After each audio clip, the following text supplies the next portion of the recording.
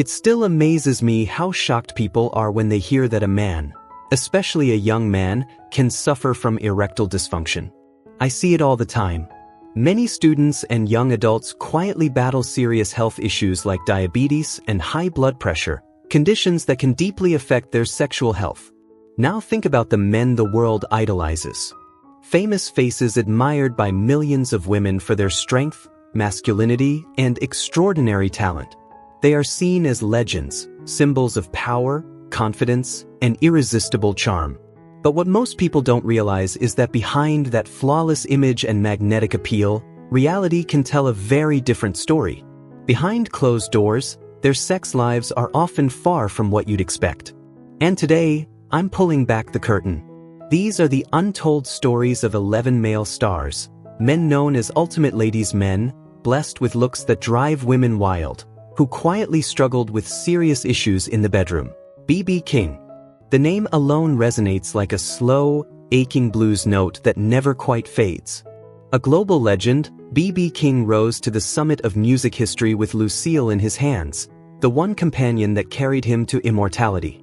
With that guitar, he poured raw soul into deep blues melodies, making hearts tremble across generations. For decades, his career stood as a towering symbol of talent, endurance, and triumph. But the fire that electrified the stage could not save his private life. By the late 1990s, as King entered his 70s, his health began to fail. Diabetes, an illness he had battled since 1985, tightened its grip, damaging nerves and blood vessels and slowly stealing away his physical vitality. At first, medication offered temporary relief. But by 1999, even that lifeline went silent. He turned to medical devices and injections, desperate attempts to reclaim what was slipping away. They worked only briefly, mere minutes, without pleasure, without release. By 2008, even those options failed him, and B.B. King quietly surrendered that part of his life. His last girlfriend, Sue Carol Hall, later revealed that as late as 2014, he still carried alprostadil syringes in his touring suitcase, symbols of hope long past their power. He could still offer warmth, tenderness, and affection through loving embraces and lingering kisses, but nothing more. Once, with a bittersweet smile, he joked, "Only Lucille can get me up anymore." It was a line that drew laughs, yet masked a painful truth. Lucille, his guitar, his constant, his voice, became the one thing that never abandoned him. Music never betrayed him. Music never failed him. While illness slowly eroded his body and his sense of masculinity, the blues remained untouchable. Through every loss, the light of music burned on, impossible to extinguish. In the end, B.B. King didn't just fight disease, he fought time itself. And through it all, Lucille kept him alive.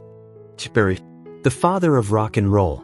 The man who once set the world on fire with 6 strings and pure rebellion, only to end his life fighting a very different kind of battle. Chuck Berry didn't just play music. He redefined it. With explosive riffs and fearless storytelling, he breathed life into rock and roll and created timeless anthems that generations still bow to, songs like Johnny Be Good and Roll Over Beethoven. His influence was undeniable. His legacy, untouchable. But behind the legend, a darker chapter unfolded. In the early 1960s, Chuck Berry stumbled. Convicted for transporting an underage girl across state lines, he was sentenced to prison. The years that followed were brutal, 8 hours a day of breaking rocks and shoveling dirt. That punishment didn't just wear him down, it permanently damaged his spine, injuring the L4, L5 lumbar nerves and setting off a chain reaction that would haunt him for the rest of his life. The cost was steep. Chronic back pain became his constant companion, and his sexual health slowly deteriorated. 4 years after his release, he managed to maintain a sense of normalcy, though it came at a price, high doses of aspirin just to endure the pain. But by the late 1980s, his body began to change in ways he couldn't ignore. Intimacy no longer felt the same. The pain worsened, and desire became overshadowed by discomfort. By the mid-1990s, Chuck relied on extreme measures, 100 milligrams of Viagra paired with aspirin, just to perform. Even then, satisfaction remained out of reach.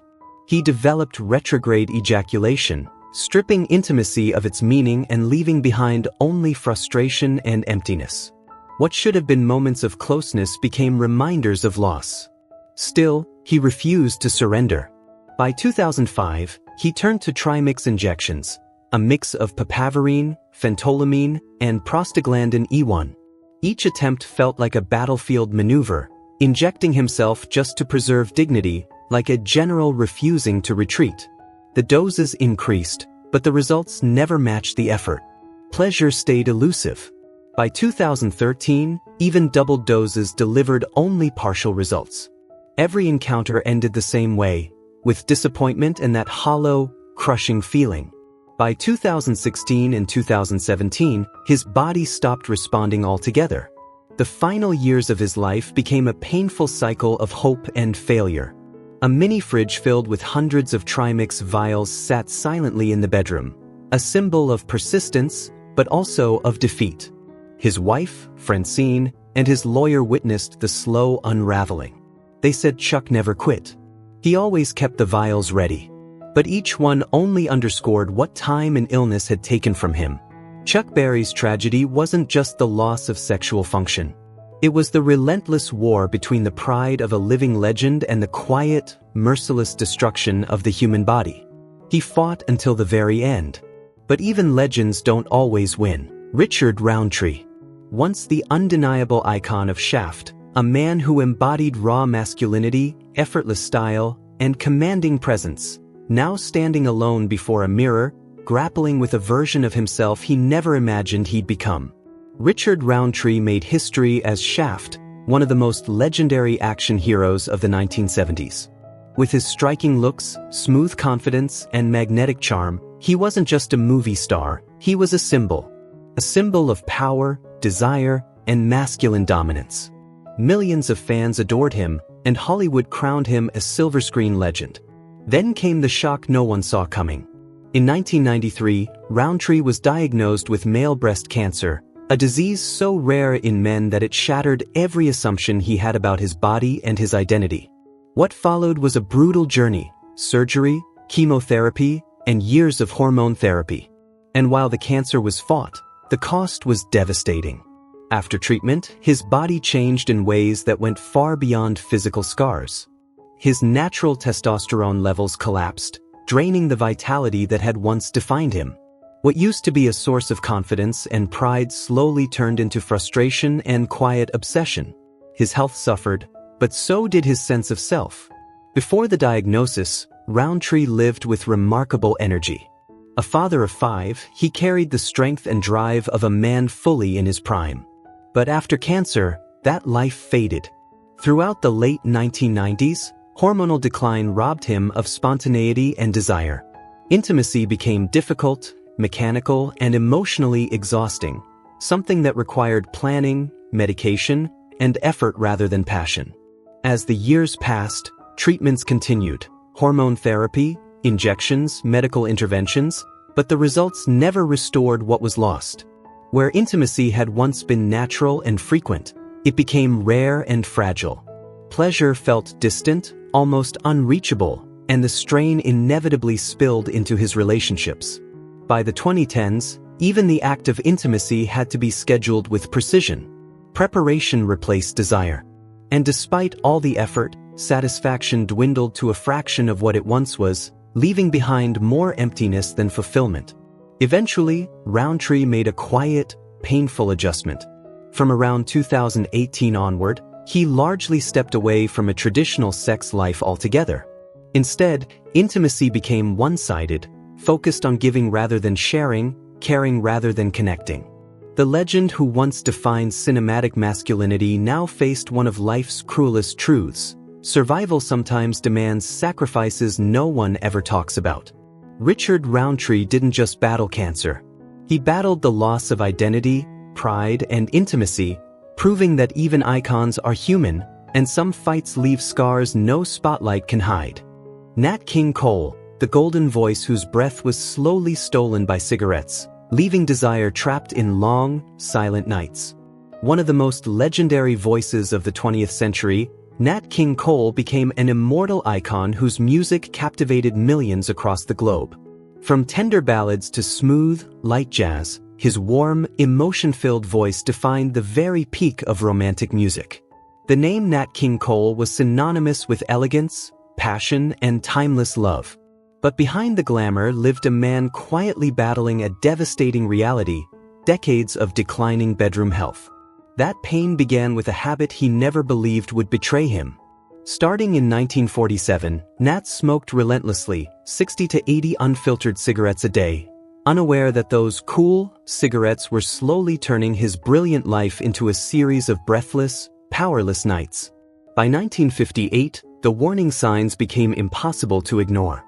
After just 5 to 10 minutes of intimacy, Nat struggled to breathe. What began as mild shortness of breath soon grew severe and prolonged, as chronic oxygen deprivation and widespread atherosclerosis weakened his body from within. By 1961, his condition had reached a heartbreaking stage. Normal intimacy was no longer possible. He was forced to rely on side positions just to continue, and even then, those moments were repeatedly interrupted as he gasped for air, fighting exhaustion instead of savoring closeness. In 1964, the decline became undeniable. Nat no longer had the strength to maintain an erection. The reality hit him and his wife, Maria, at the Sands Hotel in Las Vegas. During an attempt at intimacy, he became so overwhelmed and breathless that his personal doctor had to be called into the room. The struggle for air erased any chance of focus or connection. That September, Maria Cole recorded a painful truth in her diary: Nat no longer tried. Instead, he would simply lie beside her, holding her as they fell asleep, without the strength or motivation to sustain the passionate life they once shared. Nat King Cole's story is a bitter reminder of the price paid for destructive habits. Though he once commanded the stage and enchanted millions with effortless grace, in his final months he was forced into a private battle with his own body, a battle even a legend could not win. Sammy Davis Jr., the Rat Pack legend who once lived as if pleasure were a competition, racing sex alongside drugs and excess. Sammy Davis Jr. was one of the brightest stars in entertainment history, a rare triple threat who could sing, dance, and act at a level few could touch. He wasn't just famous, he was iconic, a symbol of America's golden era of show business. As a core member of the legendary Rat Pack, standing shoulder to shoulder with Frank Sinatra and Dean Martin, Sammy's career exploded across music, film, and television, packed with accolades and unforgettable performances. But behind the spotlight, few could imagine the cost his lifestyle would demand. In 1954, everything changed. A devastating drunk driving accident shattered his body. He lost an eye, fractured his skull, and suffered severe nerve damage. The physical pain was only the beginning. From that moment on, Sammy spiraled deeper into stimulants, using drugs not just to perform, but to survive. By the 1970s, daily cocaine and heavy drinking had taken a brutal toll on his health. Though he still poured his soul into his art, privately Sammy was facing a growing nightmare: the slow collapse of his sexual function, a shock to a man once known for his confidence and charm. By the mid-1980s, intimacy came at a cost. To perform, Sammy had to inject medication just minutes beforehand. In 1985, a medical checkup at Cedars-Sinai in Los Angeles delivered devastating news. Blood flow where it mattered had dropped to just 8 milliliters, far below the normal level of 25. The diagnosis was undeniable: Sammy Davis Jr. had lost the physical ability to have an erection. The news crushed not only Sammy, but his wife, Alto Weiss. What followed was a long chain of frustration and heartbreak. Desperate to reclaim what he had lost, Sammy tried everything: vacuum devices, higher dose injections, experimental treatments. Nothing worked. When it did, the result lasted only minutes and came with unbearable pain. Eventually, he gave up. Both his wife Alto Weiss and longtime manager Shirley Rhodes later revealed that Sammy stopped trying altogether. Intimacy became one-sided, stripped of the passion that once defined him. The man who had once commanded stages and hearts around the world was left clinging to memories of a glorious past. In the end, Sammy Davis Jr. paid a brutal price. A lifetime of excess, compounded by irreversible injuries, robbed him not just of physical ability, but of the confidence that once made him shine, on stage and behind closed doors. Ray Charles, the legendary blind genius who once turned pure musical ecstasy into soundtracks for the world, only to let heroin and wine slowly blur those moments into distant memories. Known as the great blind composer, Ray Charles didn't just make music, he reshaped it. From jazz and blues to gospel and pop, his unmatched talent produced timeless classics like Georgia on My Mind and Hit the Road Jack. His influence ran so deep that no one could deny his place as an eternal icon in music history. But behind the genius was a body quietly breaking down. From 1948 to 1965, Ray Charles injected heroin, a habit that left permanent scars. Peripheral nerve damage and chronic inflammation of his blood vessels followed him for the rest of his life. When he finally quit, the addiction simply changed forms. He began drinking 2 to 3 bottles of red wine every single day until his death. The damage was relentless, fatty liver disease and testosterone levels dropping below 200 ING/DL, far beneath what the body needs to function normally. These destructive habits took a devastating toll on his sexual health. By 1966, Ray Charles's ability to achieve an erection sharply declined. At first, he could still perform naturally, but only at about 40 to 50%. To chase sensation, he drank even more wine. Sex became less about pleasure and more about fighting exhaustion and dependency, a constant struggle between desire and a failing body. And that was only the beginning. By 1976, Ray had to inject Caverject alprostadil directly into his penis every time he wanted to have sex, using doses between 20 and 40 micrograms. Even then, erections lasted only 5 to 8 minutes, and came with intense, searing pain. These moments weren't about satisfaction anymore. They were acts of desperation, an attempt to deny a harsh and humiliating reality. As the years passed, his condition worsened. By 1996, the dosage increased to 60 micrograms, yet effectiveness dropped to just 3 or 4 minutes. Eventually, Ray turned to vacuum pumps and constriction rings. Still, nothing worked. He could no longer climax, a condition doctors call anejaculation. According to his longtime girlfriend, Chantel Bertrand, by 1998, Ray Charles could only engage in intimate touching. The memories of a once glorious era, when he symbolized power, passion, and irresistible charm, had faded into numb routine. What remained was a sex life stripped of ecstasy, a painful contrast to the vibrant legend the world still celebrated. Little Richard, the king of rock and roll. The man who told the world he gave up sex for God, when in truth, he was hiding a far more devastating tragedy. Little Richard was one of the true architects of rock and roll. With immortal hits like Tutti Frutti and Long Tall Sally, he didn't just perform the music, he set it on fire. His explosive voice, wild energy, and fearless stage presence shattered boundaries and paved the way for generations of artists who followed. His name became synonymous with rebellion, passion, and raw musical power. But behind the glitter, the fame, and the screaming crowds was a secret few ever knew. Like many legends of his era, Little Richard fell deeply into addiction. For years, his life was consumed by drugs. Between 1972 and 1984, he spiraled into heavy freebase cocaine use and heroin injections. These substances didn't just steal his health, they quietly destroyed his body from the inside. He suffered multiple near-fatal overdoses and cardiac arrests in 1976, 1980, and 1984, each one pushing him closer to the edge. The damage was severe. The drugs ravaged his blood vessels, caused tissue death in critical areas, and left consequences that could not be reversed. By 1975, the first signs appeared in his private life. Cocaine disrupted his body in cruel ways, sudden arousal without the ability to sustain it, leaving him humiliated and broken mid-moment. What followed was obsession, shame, and quiet despair. In 1977, a medical examination at an Atlanta hospital delivered the final blow. The diagnosis was clear and devastating: no arterial blood flow.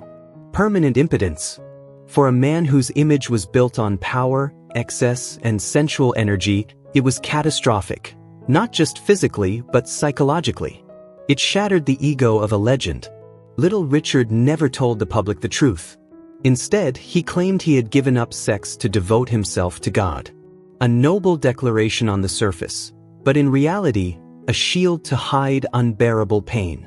According to his former lover, Lee Angel, even years later he kept small amounts of cocaine in his home, clinging to the hope that maybe, just once more, he could feel alive again.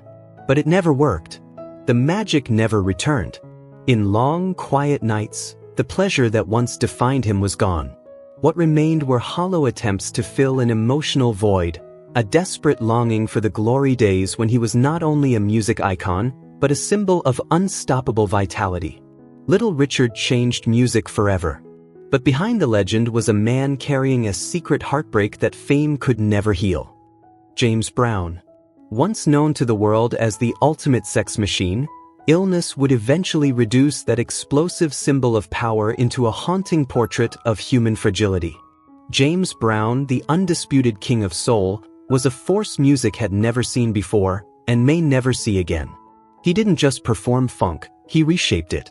With timeless anthems like I Got You, I Feel Good, and Sex Machine, his raw energy, relentless drive, and electrifying stage presence secured his dominance in the music industry for decades. On stage, he was unstoppable. Off stage, and behind closed doors, that image slowly collapsed. Between 1985 and 1998, Brown spiraled deep into addiction. PCP, angel dust, and cocaine ravaged his body, sending his blood pressure to life-threatening levels, sometimes soaring to 200/120 and triggering a heart attack in 1991. At the same time, uncontrolled type 2 diabetes kept his blood sugar dangerously high, with HbA1c levels consistently above 12%. These toxins attacked him from the inside out, destroying not only his cardiovascular health, but the sexual vitality that once defined his public persona. By the late 1990s, his condition had sharply declined. In 1996 and 1998, even while under the influence of drugs, his sexual performance was reduced to brief, unreliable moments. Shame and frustration consumed him. When his body failed, his anger often exploded in violence toward his partner, brutal outbursts that changed nothing about the harsh reality he was facing. In 1999, the damage turned irreversible. A severe infection forced doctors to amputate part of one toe. Soon after, the infection spread to his pelvic region, reducing blood flow to his genitals to a near non-existent level, far too weak to sustain an erection, let alone normal intimacy. Desperate in the early 2000s, James Brown tried everything. Massive doses of Viagra, injections, vacuum devices, none of it worked. Every attempt ended in failure. By 2001, he was completely impotent. No treatment, no response, nothing. For a man who once drove audiences wild with pure sexual energy and dominance, the reality was devastating. The icon who once conquered stages across the globe could no longer perform in the most personal way. According to his wife, Tommy Ray Heine, from 2001 onward, James Brown never experienced sexual pleasure again. His body had betrayed him completely. What remained were only hollow substitutes, watching adult films, asking his wife to pleasure herself in front of him, painful reminders of desires his body could no longer fulfill. No matter what he tried, his private life was reduced to frustration, shame, and hope that always ended the same way, in silence. The sex machine was gone, and what remained was a legend forced to confront the most unforgiving truth of all: fame and power can't protect you from your own body. Quincy Jones, the legendary producer, the architect of modern music, eventually became a ghost of desire. A name that once towered over jazz, R&B, and pop, Quincy Jones reshaped the sound of generations. From the 1950s to the present, he stood as a musical giant, producer, composer, visionary, the mastermind behind timeless masterpieces like Michael Jackson's Thriller. His talent and global influence are undeniable. Yet behind the brilliance of his career lay a private life shadowed by pain he could never fully voice. In 1974, everything changed. On August 9th, Quincy suffered a catastrophic brain aneurysm rupture that required emergency surgery and left him in a coma for 3 weeks.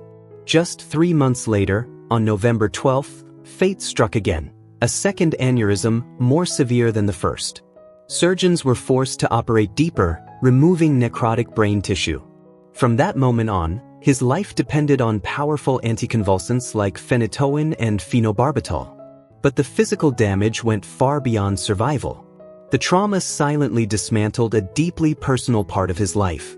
Once boasting a normal testosterone level of 720 ing/dl in 1973, his levels collapsed to just 80 to 110 ing/dl. Between 1975 and 1980, Quincy began noticing painful changes in his marriage. Sexual function, once effortless, became distant and unreliable. Erections were weak, barely 5 to 10%, and required medical intervention, including yohimbine and papaverine injections with little success. Over the next 2 decades, the struggle continued.